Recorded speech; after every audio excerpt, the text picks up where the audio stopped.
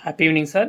ఈరోజు జరిగినటువంటి జూమ్ సెషన్‌లో చెన్న గోపి సార్ క్లాస్ మాత్రం అసలు మనము జీవితంలో ఏం సాధించాము, ఏం కోల్పోయాము, మనం ఇంతవరకు ఏం చేశాము, అసలు మనము అంటే ఇలా గడుస్తూ పోతుంది. రొటీన్ లైఫ్ అవుతుంది. కానీ మనం సంపాదించిందేంటి? అంటే మన వయస్సుకు తగ్గట్టుగా మనం సంపాదిస్తున్నామా? మనం ఏం సాధించాలనుకుంటున్నాము?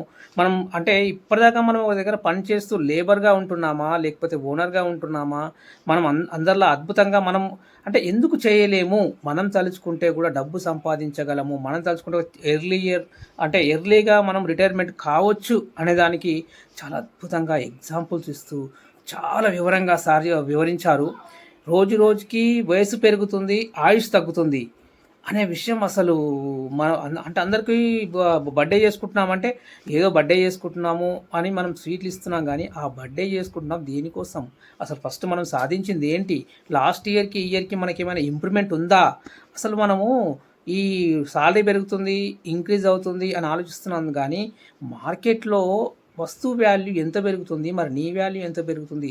ఒక టమాటా అడుగుతుంది, నా రేటు పెరిగింది, మరి నీ రేటు పెరిగిందా అని అనే ఆ విధంగా సార్ వివరించారు. చాలా అద్భుతంగా వివరించారు. అలాగే మనం స్కూల్స్‌లో మళ్ళీ క్లాస్ నాలెడ్జ్ అసలు స్కూల్‌లో మనం చదువు నేర్పుతున్నారు గానీ, బ్రతకడం ఎలాగో నేర్పించట్లేదు. కాలేజీలో మనకు ఎడ్యుకేషన్ ఇస్తున్నారు. దేనిపైన పుస్తకాలపైన ఎడ్యుకేషన్ ఇస్తున్నారు.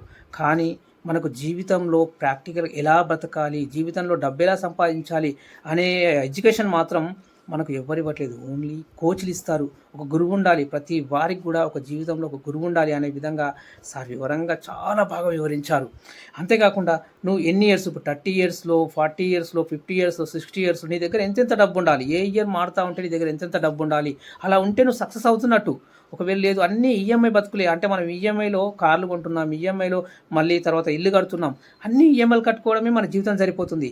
మరి నీకంటూ బ్యాంక్ బ్యాలెన్స్ ఎప్పుడు చేసుకుంటావు? అసలు ఈఎంఐలో అసలు నువ్వు కారు కొన్నప్పుడు ఆ కారుకు నువ్వు ఓనర్ కాదు. ఎందుకంటే అవన్నీ కూడా ఫైనాన్స్ వాళ్ళ దగ్గర ఉంటాయి కాబట్టి ఫైనాన్స్ వాళ్ళు నీకు ఆ కార్ ఎప్పుడైతే క్లియర్ అవుతుందో అప్పుడు నువ్వు ఓనర్ అవుతావు. అప్పుడు నీ జీవితం అయిపోతుంది. అంటే జీవితాంతం కూడా నువ్వు ఈఎంఐలు కట్టుకుంటూ ఇవి కట్టుకుంటూనే పోతుంటావా అనే దాని గురించి అసలు లైఫ్ అంటే ఇది కాదు, లైఫ్ అంటే ఇంకా చాలా ఉంది అనే దాని గురించి చాలా బాగా వివరించారు. ఎంత బాగా వివరించారంటే ప్యూర్ పీపుల్ ఎలా ఆలోచిస్తారు, అంటే రిచ్ పీపుల్ ఎలా ఆలోచిస్తారు. పూర్ పీపుల్ ఏంటి, మనం ఏదో జాబ్ చేసామా, వచ్చామా, ఈవినింగ్ వచ్చామా, టీవీ చూస్తాం. కానీ రిచ్ పీపుల్ అలా కాదు.